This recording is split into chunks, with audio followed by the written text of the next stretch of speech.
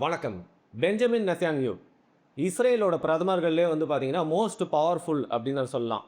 என்ன ஒண்ணு, இவருக்கு மேல வந்து பார்த்தீங்கன்னா, நெறைய குற்றச்சாட்டுகள் இருக்கு. ஊழல் வழக்குகள் இருக்கு. அது மட்டும் இல்லாம எல்லா ஊர்லயுமே வந்து பார்த்தீங்கன்னா, ஒரு தலைவர் வந்தாருன்னா, பவர் கரப்ட்ஸ் அப்படின்னு சொல்லுவாங்கல்ல. அதே மாரி இவர் ரொம்ப நாள் பவர்ல இருக்கிறனால வந்து பார்த்தீங்கன்னா, பவர் இவரையும் கரெக்ட் பண்ணிருக்கு. அதாவது கரப்ட் பண்ணிருக்கு அப்படிங்கிறது வந்து பார்த்தீங்கன்னா, இஸ்ரேல்ல இருக்க பல பேர் வந்து ஒத்துக்கக்கூடிய விஷயம். இவருக்கு எதிராவே வந்து பல போராட்டங்கள் வந்து எல்லா காலகட்டத்திலுமே வெடிச்சிட்டே இருந்தாலும், இவர் தன்னுடைய பேர தக்க வச்சுக்கிறதுக்காகவே வந்து பார்த்தீங்கன்னா, அங்க இருக்கிற இனவெறி கொண்ட யூதர்கள திருப்திப்படுத்துறதுக்காகவே வந்து ஒரு பெரும் போர வந்து தொடக்கி இன்னைக்கு வந்து நடத்திட்டு இருக்காரு. இது இன்னைக்கு தொடங்குனதில்ல.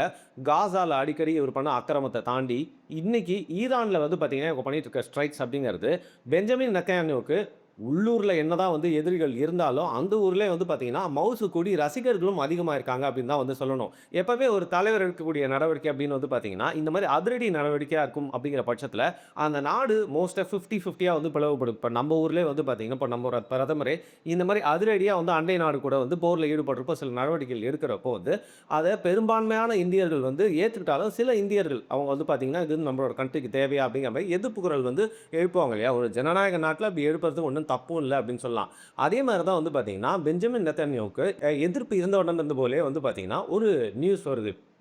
ஈரான் தரப்பு மீடியா மட்டும் இல்லாம வந்து பார்த்தீங்கன்னா, இஸ்ரேல யாரெல்லாம் வந்து இந்த உலக லெவல்ல ஒரு எதிரியா பார்க்கிறாங்களோ, அவங்க எல்லா சைட்ல வந்து ஒரு நியூஸ் வந்து பரப்பப்படுது. நெதன்யாகு வந்து இறந்துட்டாரு. அவருக்கு வந்து ஒரு ஏர் ஸ்ட்ரைக்ல, ட்ரோன் ஸ்ட்ரைக்ல வந்து பார்த்தீங்கன்னா, ஒரு பெரும் காயம் ஏற்பட்டுச்சு. எப்படி காம்னேனி இறந்தாரோ, அதே மாரி வந்து பார்த்தீங்கன்னா, அந்த பில்டிங் ரபிள்ஸ்க்கு நடுவுல வந்து அவருடைய உடல் வந்து பார்த்தீங்கன்னா, கண்டெடுக்கப்பட்டுருச்சு. முகம் வந்து பார்த்தீங்கன்னா, பெருசா வந்து சிராய்ந்து போனதுனால வந்து அத வெளில காட்டாம வந்து மறைக்கிறதுக்காக வந்து இஸ்ரேல் மட்டும் இல்லாம நட்பு நாடுகள் எல்லாருமே சேர்ந்து நெத்தன்யாவோட மரணத்த வந்து மறைக்கிறாங்க. அப்படிங்கிற செய்தி தான் வந்து பார்த்தீங்கன்னா பரவிட்டே இருந்துச்சு. அதற்கு ஏத்த மாரியே நெத்தன்யாகு வந்து தன்னுடைய பப்ளிக் அப்பியரன்ஸ் அப்படிங்கிறத வந்து சில நாட்களுக்கு வந்து குடுக்கவே இல்ல. எப்பவுமே போர் நடந்துட்டு இருக்க சூழ்நிலையில, இப்பேற்பட்ட செய்திகள் வர்றப்போ வந்து உடனே நம்பாம நம்ம தீர விசாரிக்கணும் அப்படிங்கிற மாரி வந்து பார்த்தீங்கன்னா, எல்லா தரப்புமே தீர விசாரிக்கிறாங்க.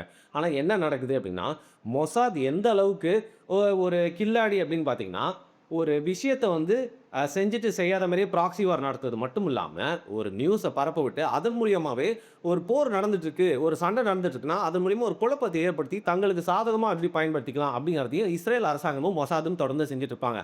அப்படி இந்த ஈரான் மீடியா வந்து பார்த்தீங்கன்னா, நெதன்யாகு வந்து அடிபட்டு இறந்துட்டாரு அப்படின்னு வந்த செய்திய பயன்படுத்திக்கிட்டு பதுங்கு குழிகள்லயே வந்து பார்த்தீங்கன்னா வந்து நெத்தன்யாகு ரொம்ப நாள் இருக்காரு. இப்பேற்பட்ட இந்த பதுங்கு குழிகள் அப்படிங்கிறது இஸ்ரேல பொறுத்தவரைக்கும் ரொம்ப சாதாரண ஒரு விஷயம். நம்ம ஊர்லேருந்து யாராவது டூரிஸ்ட் போயிருந்தாங்க, நம்ம ஊர்லேருந்து யாராவது வேலைக்கு போயிருந்தாங்க அப்படின்னாலே வந்து தெரியும். அவங்ககிட்டயே கேட்டு பார்த்தீங்க அப்படின்னா, அந்த பதுங்கு குழிகள், பாம்லாம் எப்போ விழுதோ அந்த த்ரெட்ட வந்து பார்த்தீங்கன்னா, டக்குன்னு சமாளிக்கிறதுக்காக வீட்டுக்கு கீழயே வந்து பதுங்கு குழிகள வந்து கட்டி வச்சிருக்கிறது அப்படிங்கிறது இஸ்ரேல்ல எப்படி வந்து ஜப்பான்ல வந்து நிலநடுக்கத்துக்கு ஏத்த மாரியே வந்து வீடு கட்டி வச்சிருப்பாங்களோ, அதே மாரி பதுங்கு குழிகளோட இஸ்ரேல்ல கட்டி வச்சிருப்பாங்க. ஸோ நெத்தன்யாவ பாதுகாக்கிறதுக்கே வந்து பார்த்தீங்கன்னா, இஸ்ரேல் முழுக்கவே அது மட்டும் இல்லாம அவங்க நட்பு நாடுகள்ல கூட கொஞ்சம் இந்த மாரி அசைலம் இடங்கள்லாம் இருக்கு. ஃபார் எக்ஸாம்பிள் சதாம் ஹுசைன் வந்து பார்த்தீங்கன்னா, கண்டெடுக்கப்பட்டப்போ எப்படி ஒரு பொந்துக்குள்ள இருந்து வந்தாரோ, எப்படி ஒரு குகைக்குள்ள இருந்து வந்தாலோ, அதே மாரி லைட்ஸோ போட்டு இருக்கக்கூடிய ரொம்ப மாடர்னைஸ்டான வெர்ஷன் உள்ள பல குகைகள் வந்து பார்த்தீங்கன்னா, நெத்தன்யாஹு வந்து காப்பாத்துறதுக்கே வந்து வச்சிருக்காங்க. அப்படி இருக்கிற சூழ்நிலை தான் வந்து பார்த்தீங்கன்னா, நெத்தன்யாவோட வேரபவுட்ஸ் எங்கன்னே தெரியாம குறிப்பா இந்த மாரியான பதட்டமான சூழ்நிலையில வந்து பார்த்தீங்கன்னா, எங்க இருக்காருன்னு தெரியாம வச்சுக்கிறதுல மொசாத் வந்து பார்த்தீங்கன்னா, எக்ஸ்ட்ரா கேர் நடவடிக்கைகள் வந்து செஞ்சுட்டு இருந்தாங்க. அப்படி தான் வந்து இவர் இறந்துட்டாரு அப்படிங்கிற செய்தி பரவ பரவ முற்றிலுமா இவர் எங்கேயுமே வந்து அப்பியரே ஆவல. அப்புறம் பார்த்தீங்கன்னா வந்து, இருக்கறதுலயே ரொம்ப கான்ட்ரோவர்சிய கெளப்பி விட்டாங்களா? இல்ல வந்து அந்த வீடியோல ஏற்பட்ட ஒரு சின்ன கிளிச்னால கெளம்பிச்சான்னு தெரியல. நெத்தனியாகு வந்து அப்பியர் ஆகி வந்து பேசுறாரு. வழக்கமா வந்து எங்க இருந்து அவர் பிரஸ் மீட்லாம் குடுப்பாரோ, அறிவிப்புலாம் குடுப்பாரோ, ஸ்பீச்லாம் குடுப்பாரோ, அந்த மாரி ஒரு பேக்ரவுண்ட் நின்னு பேசுறப்போ, ஒரு சின்ன குழப்பம் வந்து ஏற்படுது. லெஃப்ட் ஹேண்ட்ல வந்து பார்த்தீங்கன்னா, அவருக்கு வந்து 6 விரல்கள் இருக்கா மாரி அந்த வீடியோல வந்து காட்டுறான். அதாவது டிஃபர்டா வந்து பார்த்தீங்கன்னா, கொஞ்சம் ஷேக் இருந்தா எப்படி வந்து சில ஃபோட்டோக்கள்ல டக்குன்னு வந்து எக்ஸ்ட்ரா விரல் இருக்குமோ, அதே மாரி தான் வந்து பார்த்தீங்கன்னா, 6 விரல் இருக்கிற மாரி வந்து நெத்தனியாவோட வீடியோல வந்து பார்க்குறாங்க. அதற்கப்புறம் அது வந்து பார்த்தீங்கன்னா வந்து நெத்தனியாஹு செத்துட்டாருன்றனால பழைய வீடியோ எடுத்து ஏஐ வச்சு பண்ணியிருக்காங்க. அப்படிங்கிற மாரி வந்து ஒரு பெரிய செய்தி வந்து பரவுச்சு. அப்படி இருக்கிற சூழ்நிலையில் தான் ஆல்மோஸ்ட் பாதி உலகம் பெஞ்சமின் நெத்தன்யாஹு இறந்துட்டாரு அப்படின்னு யோசிச்சுட்டு இருக்கும்போது, டக்குன்னு பார்த்தீங்கன்னா ஒரு வீடியோ வருது. இஸ்ரேல்ல இருக்க ஒரு கெஃபேல வந்து சாதாரணமா உட்கார்ந்து பேசிட்டு இருக்கா மாரி, வேணும்ட்டே பேசிட்டு இருக்கும்போது வந்து தன்னோட கைகள வந்து ஆட்டி காட்டுறா மாரி, அதாவது எனக்கு 6 விரல்லாம் இல்ல பாருங்க, நான் இன்னும் உயிரோட இருக்கேன். அது ஏஐ வீடியோலாம் இல்ல அப்படின்னு சொல்றா மாரி ஒரு வீடியோ வந்து வந்திருக்கு. ஸோ, இப்போதைக்கு வந்து பார்த்தீங்கன்னா, நம்மளுக்கு வரக்கூடிய அந்த வெஸ்டர்ன் மீடியாவோட நியூஸும், இஸ்ரேல் பரப்பக்கூடிய அந்த செய்திகள்ல வந்து பார்த்தீங்கன்னா, நெத்தன்யாகு உயிரோட இருக்காரு. அது மட்டும் இல்லாம, அவர் சொன்ன வார்த்தை என்னன்னா, இஸ்ரேல் இதுவரைக்கும் வரலாற்றே இல்லாத அளவுக்கு வந்து பார்த்தீங்கன்னா, இன்னைக்கு வந்து ரொம்ப வந்து பவர்ஃபுல்லாக இருக்காங்க அப்படிங்கிறது அவருடைய கூற்றாக இருந்துச்சு. இதுக்கு முன்னாடி வந்து பார்த்தீங்கன்னா 1994ல் ரபீன் அப்படிங்கிற ஒரு இஸ்ரேல் பிரைம் மினிஸ்டர் தான் வந்து பார்த்தீங்கன்னா அசாசினேட் பண்ணப்படுறாரு.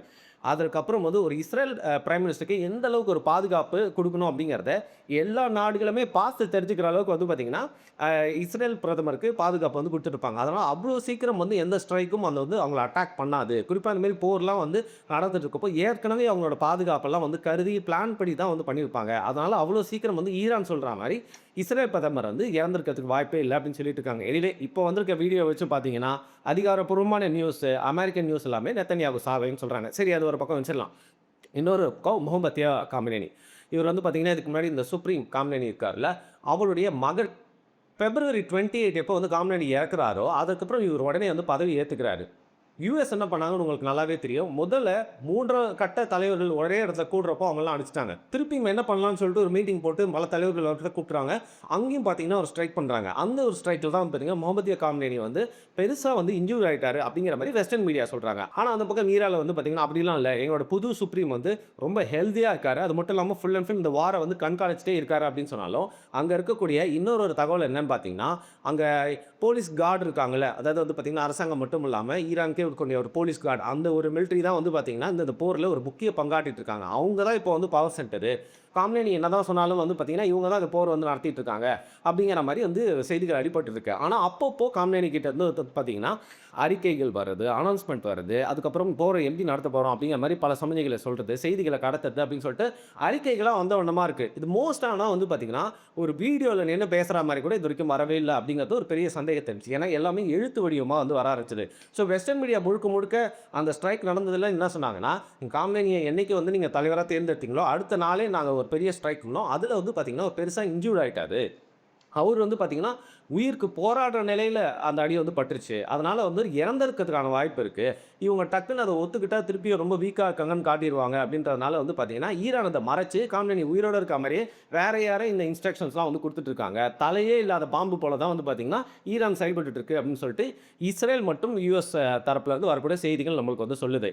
இதில் குறிப்பாக என்னென்னு பார்த்தீங்கன்னா இப்போவும் ஆக்டிவாக அந்த ஸ்ட்ரைக் தான் வந்து மாற்றி மாற்றி நடத்திட்டே இருந்தாலும் யூஎஸ் உடைய பிளான் என்னன்னா முழுக்க முழுக்க ஈரானுடைய பவரை கொஞ்சம் கொஞ்சமாக குறைக்கிறது தான். குறிப்பாக வந்து பார்த்தீங்கன்னா ஈரான் பக்கத்தில் ஒரு ஐலாண்டில் தான் வந்து பெரும்பான்மையான பெட்ரோலியம் அந்த பெட்ரோலை வந்து ரிஃபைன் பண்ணக்கூடிய அதை ப்ராசஸ் பண்ணக்கூடிய இடங்கள்லாம் வந்து வச்சிருக்காங்க. அதுக்கு பக்கத்துலேயே இருக்க மிலிட்ரி பேஸ் வேறன்ட்டு என்ன பண்ணுறாங்க சொல்லி வச்ச மாதிரி அந்த ஆயில் பேஸ் அடிக்காமல் அது பக்கத்தில் இருக்க மிலிட்ரி பேஸ் அடிக்கிறாங்க. It is like sending a message saying உங்களை வந்து கொஞ்சம் கொஞ்சமாக வந்து டைசெக்ட் பண்ணி உங்களோட ஒவ்வொரு பவரையும் நாங்கள் இல்லாமல் பண்ணி உங்கள் நாட்டில் இருக்க மக்கள் அங்கே இருக்க கட்டமைப்பு எல்லாத்துலேயுமே வந்து பார்த்திங்கன்னா செதறடிச்சு போதும்பா அப்படின்னு சொல்கிற மாதிரி தான் வந்து நாங்கள் நிறுத்துவோம் அப்படிங்கிற மாதிரி வந்து பார்த்திங்கன்னா யூஎஸ் உடைய டிஃபென்ஸ் செக்ரட்டரி, அதாவது பழி வாங்கிறதுக்கு பஞ்சு டைலாக் படத்தில் பேசுவாங்களா அந்த அளவுக்கு வந்து பார்த்திங்கன்னா ரொம்ப ஹார்ஷாக ட்ரம்ப்பாக இருந்தால் சரி யூஎஸ் டிஃபென்ஸ் செக்ரட்டரியே வந்து பேசிகிட்டே இருக்காங்க. ஸோ இங்கே போயிட்டு இருக்க சூழ்நிலை தான் வந்து பார்த்திங்கன்னா இதில் முழு கேம் ஈரான் வச்சு விளையாடுறது நாங்கள் பழி வாங்குவோம். குறிப்பாக இந்த முகமதியா காமினேனி கிட்ட இருந்து வரக்கூடிய அந்த அறிக்கைகளில் பெரும்பான்மையாக மென்ஷன் பண்ணப்படுது அப்படிங்கிறது ஸ்ட்ரைட் ஆஃப் ஹார்மக்கா. அங்கே வந்து பார்த்திங்கன்னா அதை வச்சு நாங்கள் பழி வாங்குவோம் அப்படின்றத சொல்லிட்டுருக்காங்க. ஸோ ஈரானுக்கு இப்போ வரைக்கும் இருக்க ஒரு பெரிய துருப்புச்சீட்டாக இருக்கிறது அந்த ஸ்ட்ரைட் தான். பட் அந்த ஸ்ட்ரைட்டில் நம்ம இந்தியாவோட கப்பல்கள்லாம் வந்து போயிடுச்சுங்கிறாங்க, சில பேர் போகல அப்படிங்கிறாங்க. பட் இப்போ நம்ம கடைசியாக சேகரித்த தகவல் என்ன அப்படின்னு பார்த்தீங்கன்னா இந்தியாவுடைய எண்ணெய் கப்பல், அதாவது இந்தியாவுக்கு வரக்கூடிய எண்ணெய் கப்பல் வரலாம். அதற்கான முழு பாதுகாப்பு அப்படிங்கிறதும் வந்து அளிக்கப்படும். யாரால் அப்படின்னு பார்த்தீங்கன்னா கூடவே வந்து பார்த்திங்கன்னா நம்ம இந்தியன் நேவல் வெசல்ஸ் அவங்களே வந்து அவங்களுக்கு கூட எஸ்கார்ட் பண்ணிகிட்டே வந்து பார்த்திங்கன்னா நம்ம இந்தியாவுக்கு வரக்கூடிய அந்த ஆயில் பேரல்ஸை தாங்கிட்டு இருக்க அந்த கப்பலெல்லாம் வந்து சூப்பராக வந்து கூட்டிகிட்டு வந்துடுவாங்க. அதனால் ஸ்ட்ரைட் ஆஃப் ஹார்மஸில் முக்கியமாக சில நாடுகள் அதில் குறிப்பாக இந்தியாவுக்கும் வந்து அனுமதி அளிக்கப்பட்டிருக்கு அப்படிங்கிற தகவல் இன்றைக்கி நம்மளை வந்து சேர்ந்துருக்கு.